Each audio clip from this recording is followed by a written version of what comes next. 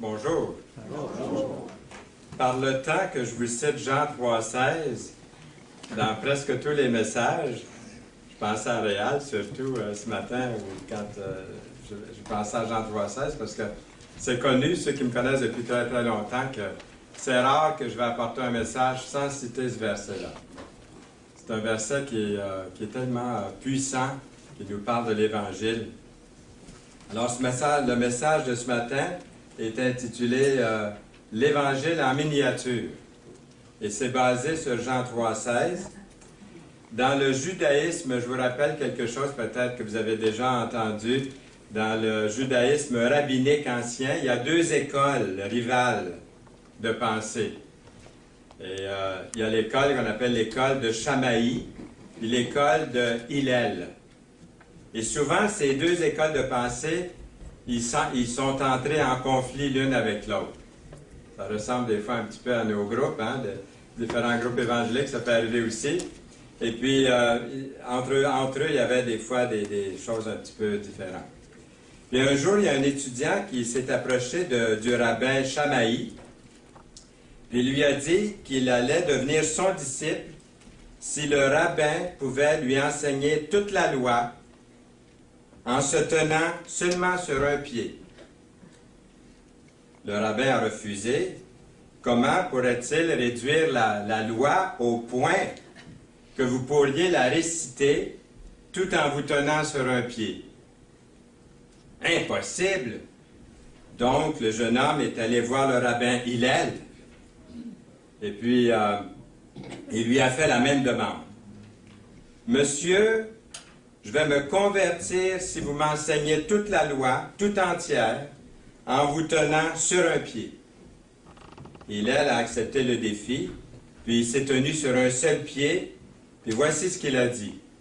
« Tout ce qui est odieux à vos yeux, ne le faites pas aux autres.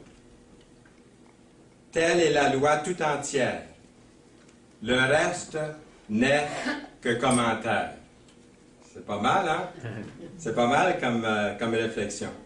Et puis, ça me fait penser à cette bonne réponse qu'il a donnée à ce verset qui dit dans Matthieu 7, 12, « Tout ce que vous voulez que les hommes fassent pour vous, faites-le de même pour eux, car c'est la loi et les prophètes. » Je trouve que ça résume bien la pensée du rabbin Hillel. Ce matin, je vous demande, pensez-vous qu'il est possible d'enseigner le message central de l'Évangile tout en se tenant sur un seul pied? Peut-être pas, mais laissez-moi essayer. L'apôtre Jean a décrit cette histoire d'amour avec ces mots. Et là, vous êtes témoins, hein? Pas tout le monde va me voir, là. « Car Dieu a tant aimé le monde qu'il a donné son Fils unique, afin que quiconque croit en lui ne périsse point, mais qu'il ait la vie éternelle. » Ça a fallu que je m'appuie à un moment donné. Mais à 75 ans tout près, hein, c'est pas pire quand même. Ça veut dire que, voyez-vous, je viens de réciter toute la foi, pour ainsi dire, de l'Évangile dans un seul verset. Et ça va être le message d'aujourd'hui. Jean 3,16 a été qualifié le texte d'or de la Bible, le cœur de l'Évangile, la petite Bible, l'Évangile en miniature. Et ce verset est le plus connu, le plus aimé de toute la Bible, par la plupart des gens dans le monde. Aujourd'hui, j'aimerais que nous réfléchissions sur ce magnifique verset des Écritures en examinant mot par mot, phrase par phrase, et vous allez voir un certain nombre de grandes vérités qui vont faire surface pour nous les chrétiens, puis en même temps pour ceux qui ne connaîtraient peut-être pas le Seigneur, qui vont voir ou entendre ce message pour être touchés par la parole puissante de Dieu. Donc, commençons par le mot Dieu, car Dieu, nous commençons avec ce mot, Dieu est le plus grand donateur. Dieu est le plus grand donateur. Il nous donne le soleil, il nous donne la pluie, il nous donne le blé couleur d'or dans les champs bientôt. Nous allons voir toute la nature se réveiller, les tulipes qui vont sortir au travers de la neige au mois de mars, après quelques petites tempêtes peut-être. Et à quoi ce personnage-là vous fait penser? Est-ce qu'il y en a qui ne connaissent pas ce visage-là ici ce matin? Générosité. Ah, l'antipode, hein, l'antipode complètement de ça. Ça vous fait penser à quelqu'un bien de précis. Je n'ai même pas besoin de nommer son nom peut-être. Et bien qu'il ait été incroyablement riche, il a vécu la vie d'un pauvre homme. Il était si serré que le soir, il s'asseyait à la maison dans le noir, vous allez vous souvenir, et si des invités venaient chez lui lui rendre visite, il allumait une petite chandelle en faisant quelques commentaires, mais rapidement, il l'éteignait quand il quittait la maison. Ça coûtait trop cher, viande à chien! Vous vous rappelez de son patois, hein? Et s'il lui arrivait d'aller manger au restaurant, ça n'a pas dû lui arriver très souvent, il mettait dans ses poches la salière et le poivre. Il était trop avare pour acheter même du sel et du poivre. Aujourd'hui, on se souvient de lui comment? Contraire à la générosité, hein? À cause de ce qu'il a empilé pour lui-même et non ce qu'il a donné. Mais Dieu, lui, est connu pour ce qu'il a donné. Il a donné de ce qu'il y a de plus cher, son propre Fils. Imaginez-vous, le Dieu Tout-Puissant nous donne non seulement l'air et le soleil, la nourriture et l'eau, toutes ces bonnes choses, mais Dieu a tant aimé le monde qu'il a donné, le plus grand donateur, son Fils unique. Dieu est le plus grand donateur. Ensuite, deuxièmement, a tant aimé. Ce qui nous donne, ce qui nous parle du plus grand amour. Du plus grand amour, a tant aimé. Dans la langue grecque, on mentionnait ce matin le grec, c'est intéressant ce que vous avez dit. Il existe 4 différents mots liés à l'amour et nous allons voir ça rapidement. Le premier mot, c'est Eros, qui nous parle de l'amour romantique, l'amour physique, la passion. C'est le mot pour désigner toutes ces choses-là. Et puis, on ne le trouve pas dans le Nouveau Testament, ce mot-là, le mot Eros. Ensuite, il y a le mot storge, un deuxième mot pour désigner l'amour. En français, on a le verbe aimer, on a le verbe adorer. En anglais, ils ont like et love. Alors, I like my dog, but I love my wife. Hein? On peut faire une distinction entre les mots. Mais en français, on est limité un petit peu à cause de ça. Mais en grec, il y a plusieurs mots. Le mot storge qui est utilisé pour l'amour familial, l'amour entre parents et enfants dans la famille. C'est un dérivé du mot storge qui se retrouve seulement qu'une seule fois dans le Nouveau Testament. Et puis, je vais vous citer la référence, c'est Romains 12, verset 10, qui dit ceci. « Ayez de l'affection les uns pour les autres, comme des frères qui s'aiment » dans Romains 12, 10. Il y a aussi le mot « filio », et ça, c'est le mot Philadelphie vient du mot « filio ». Philadelphie, qui veut dire amour fraternel. C'est le mot grec le plus généralisé pour désigner l'amour. Il parle d'amitié, il parle d'affection, il parle de relations étroites entre deux personnes. Et le verbe aimer, du mot filio, se retrouve dans le 4e évangile, là où il est question de l'amour de Jésus pour Lazare. Jésus pleura. Filio. Sur quoi les Juifs dirent, voyez comme il l'aimait. Dans Jean 11, versets 35 et 36. Et finalement, il y a le mot agapé, c'est le mot le plus grand pour l'amour dans le Nouveau Testament. Un amour qui ne cherche pas à se venger. C'est l'amour de Dieu. Dieu est amour. Un amour qui est désintéressé. Un amour inconditionnel. Un amour qui aime même ses ennemis, qui aime les étrangers, qui aime tous et chacun.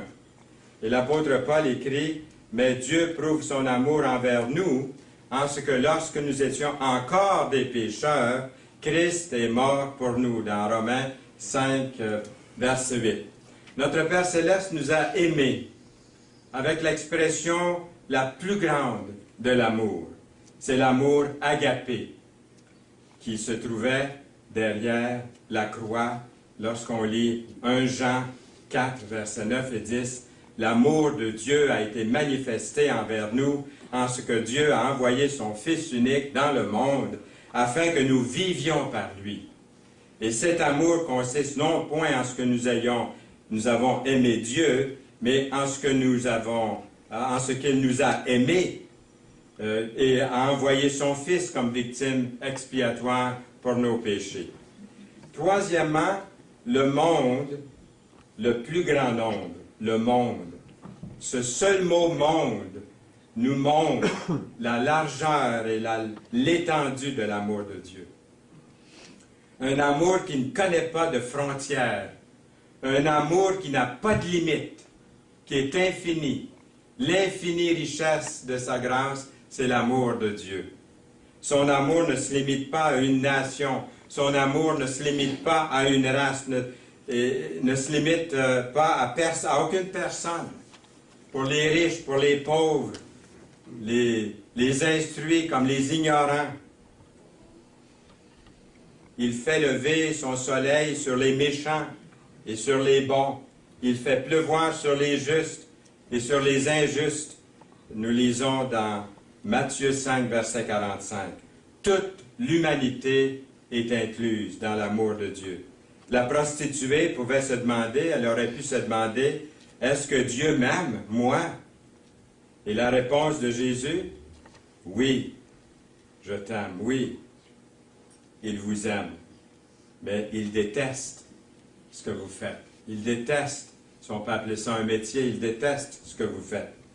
L'ivrogne pourrait se demander, est-ce que Dieu m'aime, moi, un ivrogne?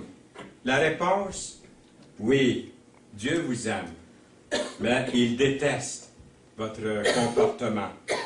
Les personnes sans Dieu pourraient se demander, est-ce que l'amour de Dieu est pour moi aussi, moi, un athée, ou moi, quelqu'un qui croit en rien? La réponse, oui, Dieu vous aime aussi, mais il déteste votre orgueil, il déteste votre suffisance. Augustin, qui est mort en 430 après Jésus-Christ, a écrit, « Dieu aime chacun de nous, comme s'il n'avait qu'un seul d'entre nous à aimer. » Quatrièmement, il a donné. Il a donné. C'est la plus grande générosité. Quelles étaient les options de Dieu? Dieu aurait pu regarder l'humanité dans sa désobéissance puis dans sa rébellion, et Dieu aurait pu dire, « Ils vont en endurer, ils vont en arracher. Je vais les châtier. Regardez-les aller, regardez-les dans leur obéissance, dans leur arrogance. Regardez-les aller, vous allez voir qu'ils vont payer cher. » Ça, c'est le Dieu qui m'était enseigné quand j'étais jeune, un Dieu juge. C'est comme ça qu'on m'a enseigné dans la religion que Dieu était un juge. Je vais les discipliner, je vais les briser jusqu'à ce qu'ils se repentent. Puis là, ils vont se repentir. Ils vont faire le bien. Mais à la fin, vous et moi, nous aurions péri si ça avait été ça, le Dieu. Mais c'est un Dieu d'amour. Dieu est amour, agapé. Nous aurions péri parce que nous avions besoin que quelqu'un donne sa vie pour enlever tous nos péchés, quelqu'un de juste, son Fils, sans péché. C'est comme si Dieu s'était dit, je leur donnerai mon Fils, je vais leur donner mon Fils, il va naître dans ce monde pour devenir leur sauveur. Il va être une rançon pour leurs péchés. C'est lui qui a pris l'initiative, Dieu, et qui est venu dans la personne de son Fils lui-même, pour votre salut et le mien. Il a donné. Il ne s'est pas retenu, il a donné. Il avait plus que simplement une bonne pensée ou un bon plan. Il est allé au-delà des bonnes intentions. Il a donné son Fils. Et ces paroles, il a donné, parlent d'un cadeau, parlent d'un don. pas d'un prêt, pas d'un salaire, pas d'un dû. Nous ne gagnons pas notre salut. Nous ne serons jamais en mesure de le rembourser, ce salut.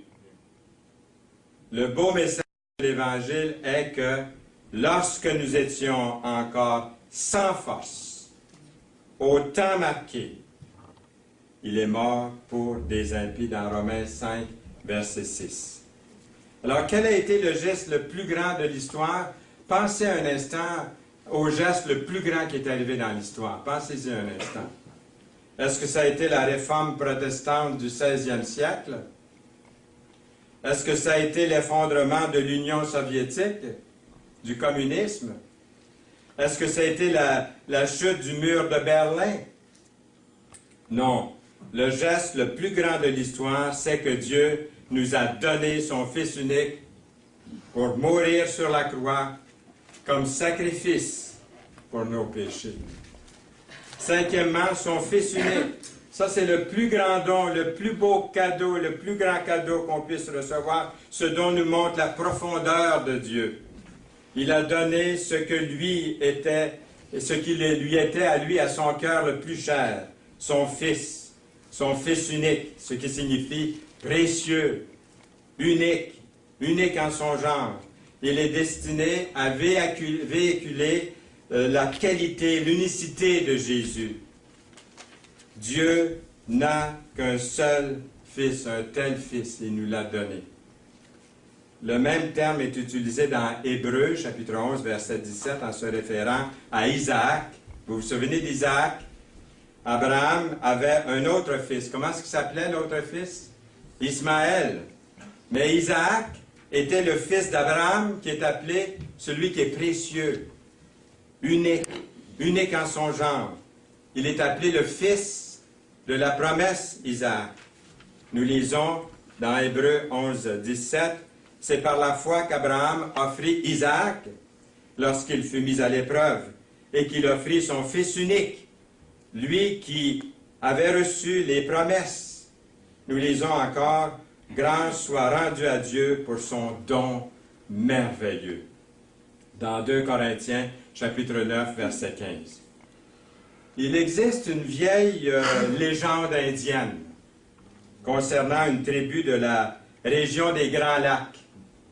Peut-être vous l'avez déjà entendu. Une longue tradition, celle de sacrifier, autrefois, l'une de ses filles vierges chaque année pour le grand Dieu des eaux, avec un petit D, hein, Dieu. Un Dieu dont la tribu craignait fortement. La pratique consistait à tirer au sort parmi les belles jeunes filles et celles qui étaient choisies étaient ensuite mises dans un bateau sur la rivière en amont des chutes Niagara pour la laisser tomber à mort comme sacrifice humain. Une année, c'est la fille du chef indien qui a été tirée au sort pour le sacrifice. Le chef aimait beaucoup sa fille. Toutefois, il ne pouvait pas violer la coutume tribale. Il était vraiment dans un dilemme. Qu'est-ce qu'il va faire? Que ferait-il? Et lorsque le jour du sacrifice est arrivé, le chef s'est retiré. Le chef n'a pas voulu se présenter pour présider à cette cérémonie-là. Et des gens de la tribu ont commencé à murmurer contre le chef, en disant qu'on ne pouvait plus se fier à lui, qu'on ne pouvait pas avoir confiance en lui pour s'acquitter de ses responsabilités en tant que chef de cette tribu. Et comme la journée commençait à toucher à sa fin, ils ont réalisé qu'ils auraient à faire la cérémonie sans leur chef. Sinon, la tradition serait rompue. Alors, ils ont mis la fille du chef dans le canot, ils l'ont mis à la rivière. Et au même instant, à leur grand étonnement, ils ont vu un autre canot se glisser dans la rivière, derrière les buissons, à proximité. Ils ont reconnu la personne dans le canot, leur chef, le Père de la jeune fille. Les 2 canots ont été capturés dans le courant rapide au centre de la rivière et les 2 tombèrent dans les chutes ensemble à leur mort. Dieu a donné ce que nous avions le plus besoin, son Fils, pour vous, pour moi. Si notre plus grand besoin avait été pour la connaissance, Dieu nous aurait envoyé un éducateur en technologie, vous ne pensez pas? Dieu aurait pu nous envoyer un scientifique, de l'argent. Dieu nous aurait envoyé un économiste ou le divertissement. Toutes des choses dans lesquelles les gens aujourd'hui recherchent le bonheur et la paix, vous ne trouvez pas? Dieu nous aurait envoyé un amuseur ou un artiste comique. Mais notre plus grand besoin est le pardon. Alors Dieu nous a envoyé un sauveur, son Fils. 6e, afin que quiconque, ça c'est la plus grande invitation, parce que tout le monde est invité. Peu importe, vous et moi, nous sommes invités. C'est ce mot qui signifie que moi, la personne à côté de moi, devant moi, derrière, en haut, en bas, partout, dans la rue, de l'autre côté de la ville, le pauvre homme, le riche, le boulanger, le commerçant, tous sont conviés, sans exception. C'est pas merveilleux, ça? Que vous êtes inclus, que je suis inclus. Peu importe votre nom, peu importe qui vous êtes, Dieu vous aime d'un amour infini. Vous dites, oui, mais je ne sais pas ce que c'est l'amour. Je n'ai jamais connu l'amour. Il n'y a personne qui m'aime.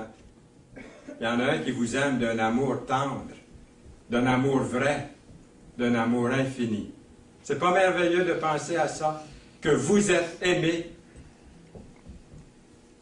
Dans le chapitre 3 de l'Évangile de Jean, le message du Christ est pour Nicodème, un homme qui est venu comme ça en cachette, de nuit, ne peut pas être vu de personne, comme des fois les gens rentrent dans les chapelles évangéliques, ils ne veulent pas être vus de personne. Hein? Des fois, ils vont aller plus facilement ailleurs que dans une chapelle. Ils ne veulent pas être vus, ils viennent en secret, mais ils ont soif, ils ont faim de Dieu. Il est venu vers le Sauveur, Nicodème.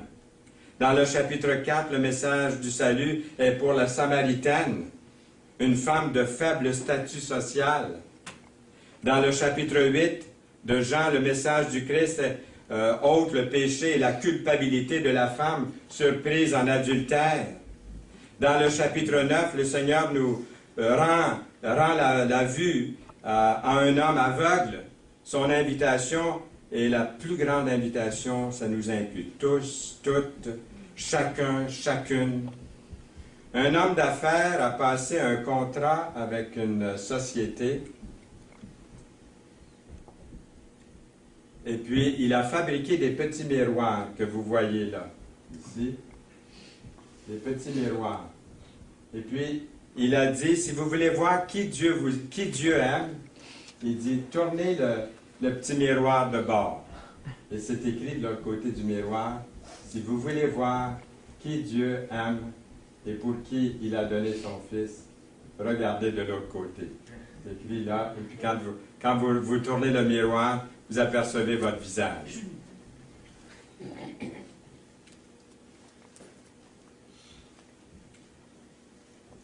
OK, on continue. Et maintenant, nous sommes à 7, le 7e point, qui est de croire. Ça, c'est la plus grande opportunité de croire. Il y a ce verset dans Hébreux 5.9 qui dit « Il est devenu pour tous ceux qui lui obéissent l'auteur d'un grand salut. » Vous avez vu, le verset ne parle pas des grandes œuvres, le verset Jean 3.16. Vous avez vu que le Jean 3.16 ne parle pas de grands efforts à faire de votre part. Avez-vous remarqué ça? Il ne dit pas « Quiconque prêche 1000 sermons sera sauvé ». Il ne dit pas « Baptise une centaine de convertis et tu vas être sauvé ». Il dit pas « Quiconque donne 1 million de dollars dans les œuvres de charité sera sauvé ». Ou 2 millions, ou 10 millions, ou 150 millions si vous voulez, va être sauvé. Il ne dit pas ça. La vie éternelle est un don. pas un salaire. Le Seigneur requiert l'obéissance. Il est devenu, pour tous ceux qui lui obéissent, l'auteur d'un salut éternel. Le dernier verset du chapitre 3 de Jean dit ceci: « Celui qui croit au Fils a la vie éternelle. » À partir du moment où il ne croit pas, aura, a la vie éternelle. Celui qui ne croit pas au Fils ne verra point la vie, mais la colère de Dieu demeure sur lui. Ça, c'est un verset que j'ai lu le 11 avril 1947, qui m'a amené au salut, ce verset-là. Je me voyais comme un bon petit garçon, même si mes 5 frères disaient que j'étais méchant, que j'étais taquin, que j'étais ainsi de suite, ma sœur aussi. Une sœur, puis on était 6 dans la famille, donc c'était quelque chose à voir. Alors, mais c'est marqué, celui qui croit. Et moi, je voyais comme la colère de Dieu qui était suspendue. À ce jour-là, j'ai cru. C'était un jeudi matin, vers 11 h du matin. Il y en a qui se souviennent de la date, de l'heure. D'autres pas, hein? Ça fait progressivement. Mais moi, je l'ai écrit tout de suite dans ma Bible, ce jour-là. La personne qui croit vraiment en Jésus voudra obéir au Seigneur. Croire, avoir la foi, inclut se repentir, se détourner de ses péchés.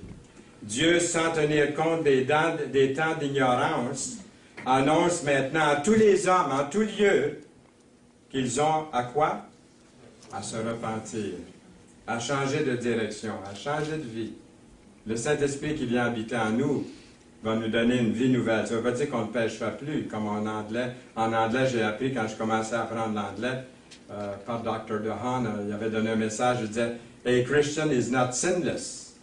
A Christian is not sinless. He sins less. » Ceux qui comprennent l'anglais. C'est difficile à traduire ça, là, mais ceux qui comprennent, on saisit bien. C'est comme si je disais en français, un chrétien, c'est pas quelqu'un qui arrête de pécher, mais il pêche moins. Mais c'est tellement mieux en anglais, là. Alors, la personne qui croit vraiment en Jésus, qu'est-ce que c'est qu'elle va faire aussi? Elle va vouloir le dire. Moi, je me rappelle, le jour de ma conversion, ce matin-là, j'avais dit, Seigneur, on fait un pacte entre nous deux, on ne le dira pas à personne. Je n'avais pas encore tout lu dans la parole, hein? Mais le même soir, j'ai confessé son nom. Et 3 mois après, j'ai confessé son nom à un jésuite sur le train. La première fois que j'allais en train, dans un camp chrétien au nord, où j'ai rencontré Serge, justement Serge Lafrance, cette fois-là, dans ce camp-là. Mais j'ai témoigné à un jésuite sur le train. Je connaissais juste Jean 3,16 à peu près. Mais c'est tout ce que vous devez connaître, c'est tout l'Évangile. Vous pouvez même le réciter sur un seul pied. Alors, c'est en croyant du cœur qu'on parvient à quoi? À la justice. Et c'est en confessant de la bouche qu'on parvient au salut. La personne qui croit vraiment en Jésus voudra aussi se faire baptiser par immersion. Paul leur dit, repentez-vous et que chacun de vous soit baptisé au nom de Jésus-Christ. Ça, c'est le baptême par immersion, qu'on appelle aussi le baptême du Seigneur dans Actes 2, 38.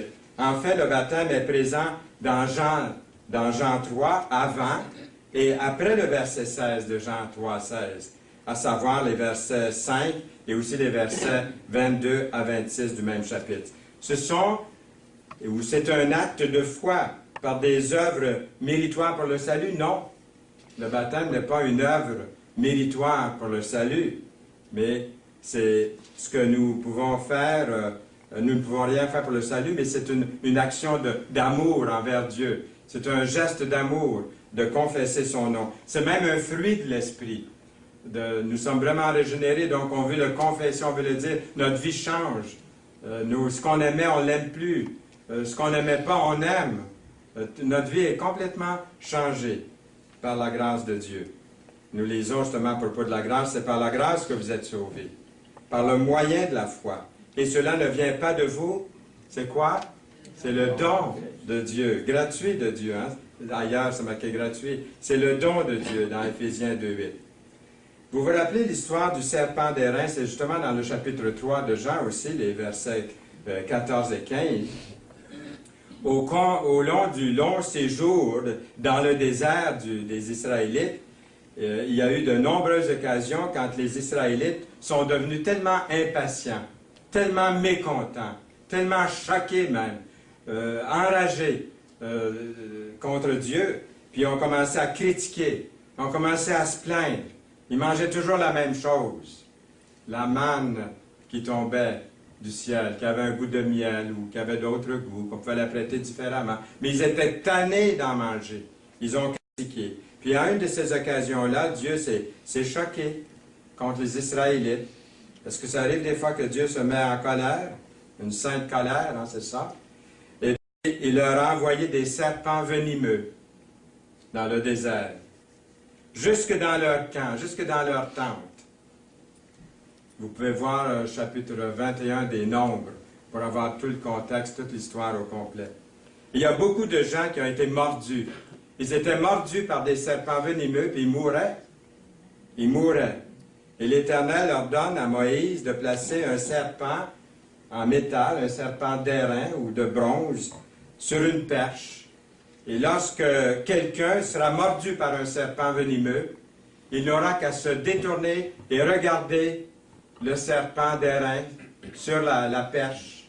Même s'il est loin, il regarde dans la direction, parce qu'il y avait beaucoup, hein, des milliers, peut-être 1 million, 2 millions, je ne sais pas combien, ils étaient dans ce désert, ils étaient très, très nombreux. Peut-être comme la population de la ville de Montréal. Je ne sais trop les chiffres exacts. Mais lorsque quelqu'un serait mordu par un serpent, n'importe qui, il peut regarder dans la direction du serpent d'airain.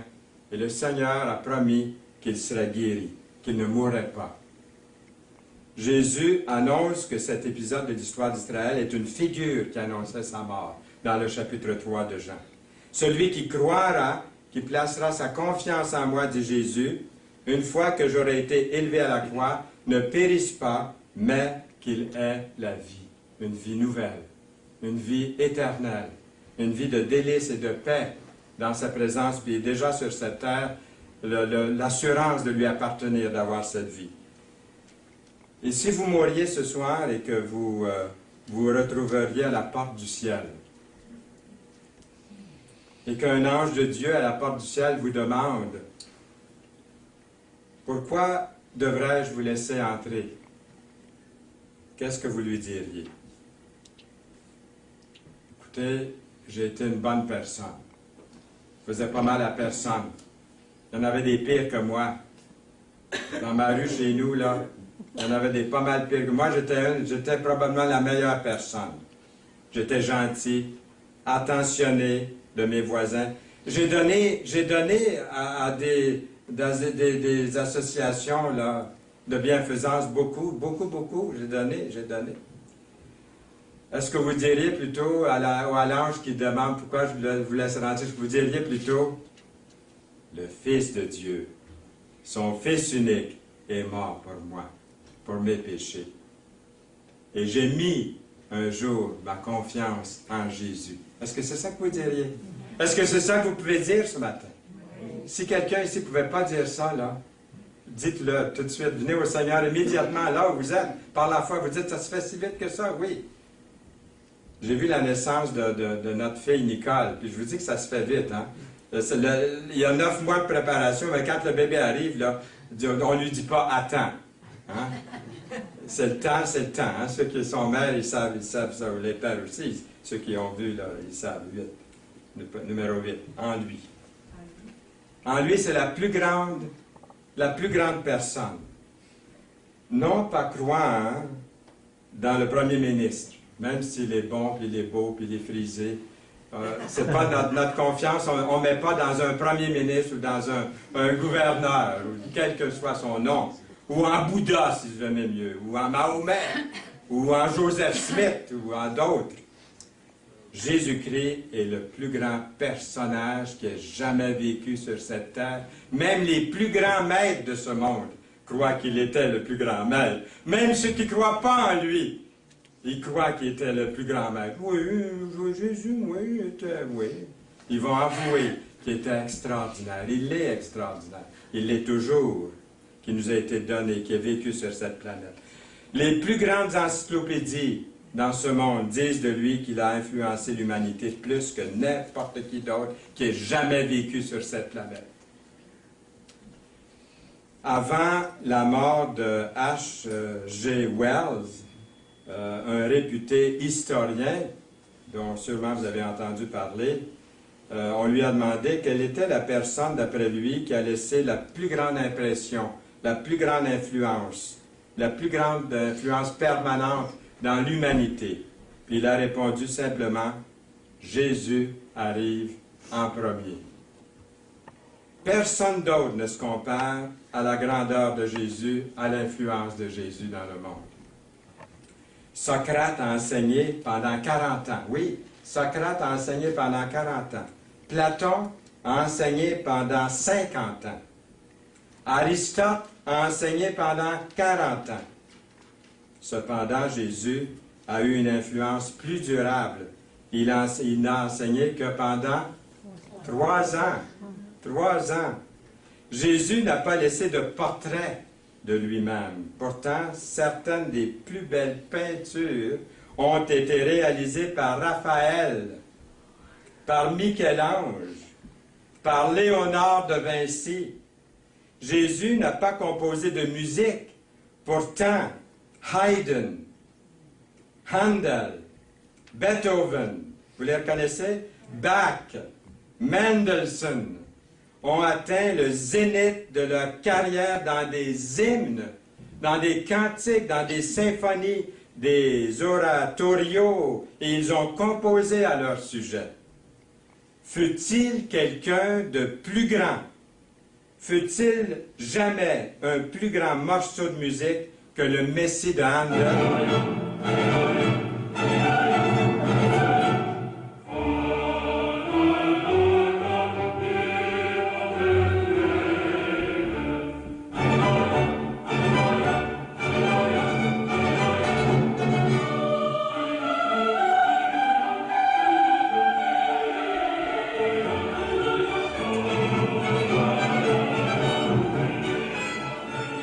Alors, je voudrais qu'on prenne 1 heure à écouter de la musique comme ça, là. M'aimez-vous mieux que je continue à prêcher? Encore 10 minutes? J'ai peur de la réponse. Mais jamais, c'est-à-dire que chaque sphère de la grandeur de l'homme a été enrichie par Jésus de Nazareth. Pour qui d'autre dans ce bas monde, on s'arrêterait un jour, chaque année, en l'honneur de sa naissance? 9e, ne périsse point. Ça, c'est la plus grande délivrance de tous les temps. Jésus a dit qu'au jour du jugement, beaucoup seront perdus. Un peu seront sauvés. Il est écrit, entrez par la porte étroite. Hein? Il y en a qui disent, comment ça se fait que vous n'êtes pas nombreux, vous autres? Oui, mais citez-leur ce verset. C'est dans l'Écriture. Entrez par la porte étroite, car large est la porte, spacieux est le chemin qui mène à la perdition. Il y en a beaucoup qui entrent par là. C'est la majorité. Mais étroite est la porte. Resserrez le chemin qui mène à la vie. Et il y en a peu qui les trouvent. Matthieu 7, 13 et 14. Lors de ce grand dernier jour, Jésus a dit qu'il va diviser l'humanité comme un berger sépare les brebis des boucs. J'étais content, comme Marcel a lu ça ce matin. Il a lu mon verset. Il a lu ce verset-là. Hein? Toutes les nations seront rassemblées devant lui. Il séparera les uns d'avec les autres, comme le berger sépare les brebis d'avec les boucs. Verset 33. Et il mettra les brebis à sa droite et les boucs à sa gauche. Alors le roi dira à ceux qui seront à sa droite, venez, vous qui êtes bénis de mon Père, prenez possession du royaume qui vous a été préparé dès la fondation du monde. Versets 32 à 34 de Matthieu 25. Ensuite, il dira à ceux qui seront à sa gauche, retirez-vous de moi, maudits, allez dans le feu éternel qui a été préparé pour le diable et ses anges. Matthieu 25, 41. Que quelqu'un ne périsse pas dans le feu éternel est la plus grande délivrance possible. 10e, mais, ça c'est la plus grande différence dont on peut s'imaginer entre être perdu et être sauvé. Être sûr être du côté droit de Jésus ou être du côté gauche. Jésus dit, ceux-ci iront au châtiment éternel, mais les justes à la vie éternelle, au verset 46 du chapitre 25 de Matthieu. Vous avez probablement entendu parler du professeur de natation qui, une nuit, n'arrivait pas à dormir, il s'est levé, il a décidé d'aller à la piscine, espérant que l'exercice pourrait l'induire au sommeil. Il n'a pas allumé les lumières, parce qu'il connaissait chaque centimètre de la plage, de la place. Cette nuit-là, la lune brillait, jetant de l'ombre de son corps sur le mur au bout de la piscine.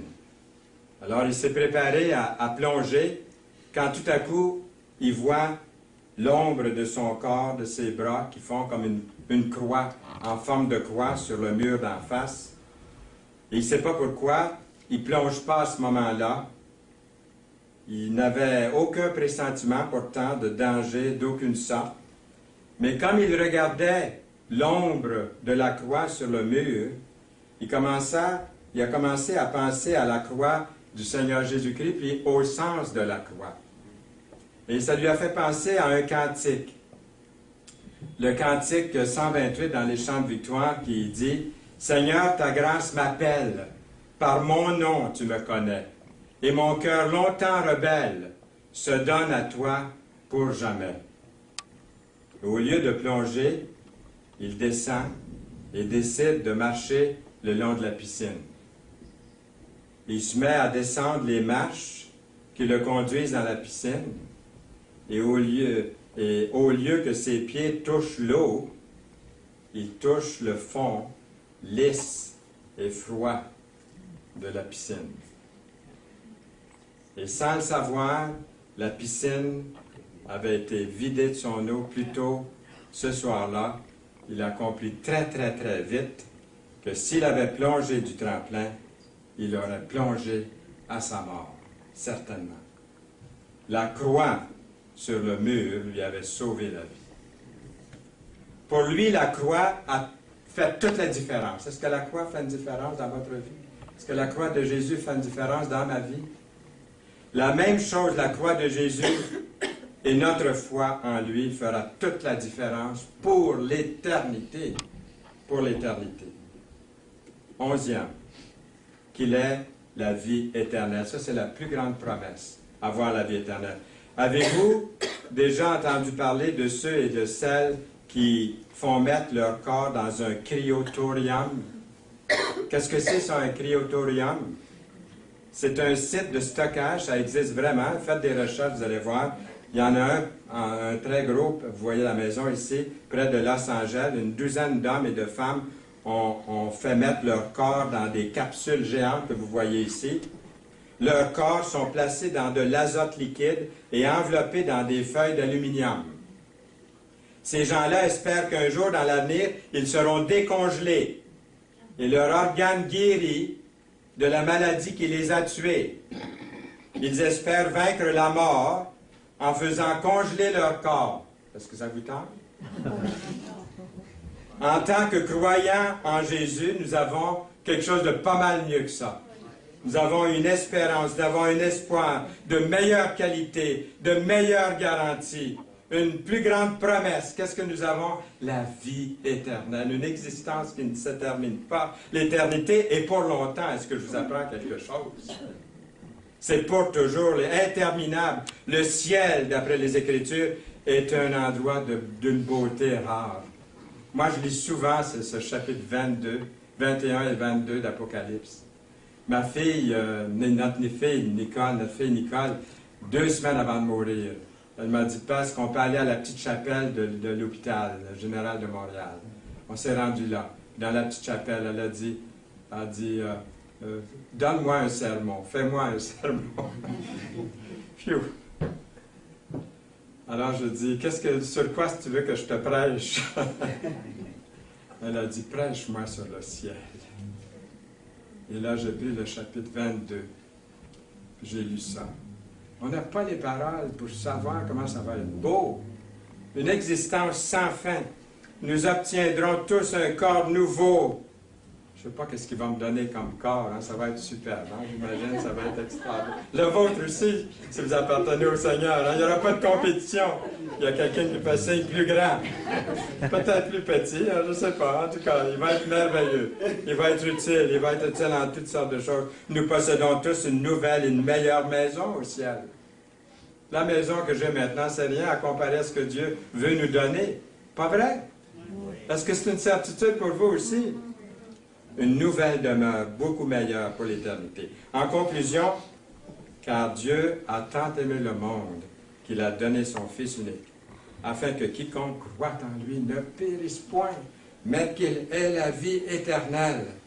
Ce texte d'or des Écritures met l'accent sur le grand amour de Dieu plus que toute autre chose. Dieu est le sujet même de l'amour.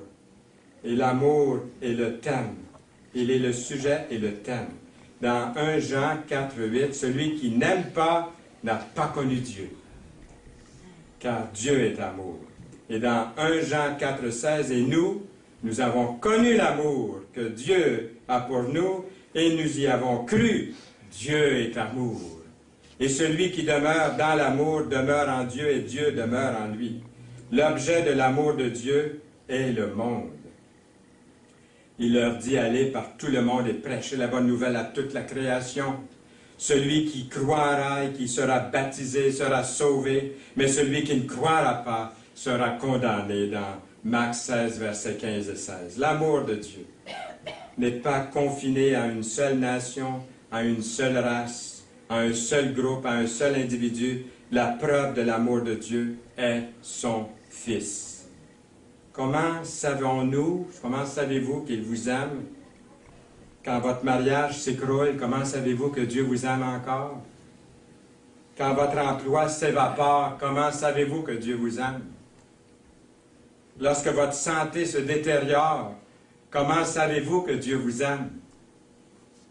Comment pouvez-vous être sûr que Dieu se soucie de vous? Jésus, en venant dans notre pauvre monde, a révélé la profondeur de l'amour de Dieu pour chacun de nous. Le but de l'amour de Dieu est notre salut, afin que quiconque croit ne périsse point.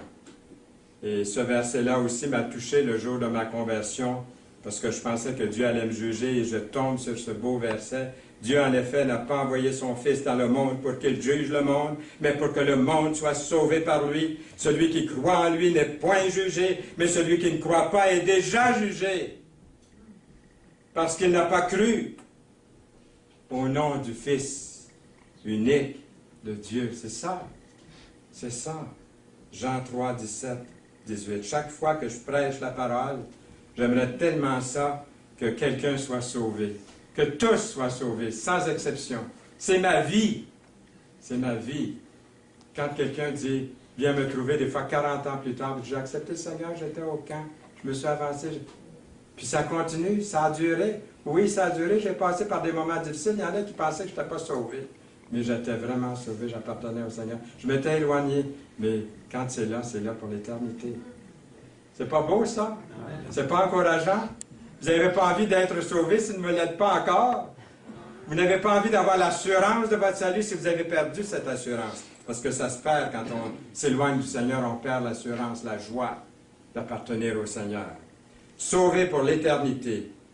À ceux-là, j'aimerais demander, croyez-vous que Jésus est le Fils de Dieu? Est-ce que vous y croyez vraiment? Avez-vous confessé son nom? Avez-vous dit, oui, il est mon Sauveur, il est mon Seigneur? L'avez-vous dit? À qui? Et pourquoi pas? Est-ce que vous avez été baptisé par l'immersion du baptême du Seigneur? Et je termine par ce verset-là parce que je ne peux pas m'empêcher de donner un message sans le citer. Car Dieu a tant aimé le monde qu'il a donné son Fils unique afin que quiconque croit en lui ne périsse point, mais qu'il ait la vie éternelle. Amen. Amen. Seigneur, merci pour la bénédiction que tu répands sur chacun de nous, pour ceux qui ouvrent leur cœur, tu leur donnes le salut en Jésus. Seigneur, merci pour ce message, Jean 3, 16, au nom précieux de Jésus. Amen. Amen.